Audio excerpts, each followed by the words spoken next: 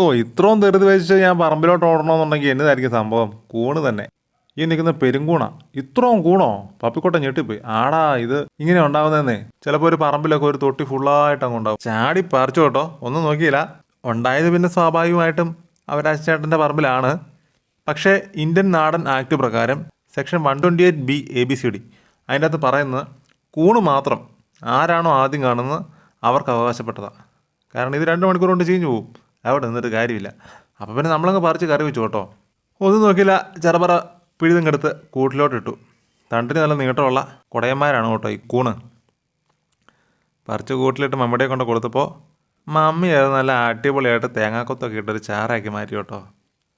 സംഭവം ചോറിൻ്റെ കൂടത്തിൽ കഴിച്ച് കാണിച്ച് മടുത്തു. അതുകൊണ്ട് ഇന്ന് വെറൈറ്റി ആയിട്ട് രാവിലെ കാപ്പിക്ക് ഇടിയപ്പത്തിൻ്റെ കൂട്ടത്തിൽ കൂണിയാറങ്ങാക്കി.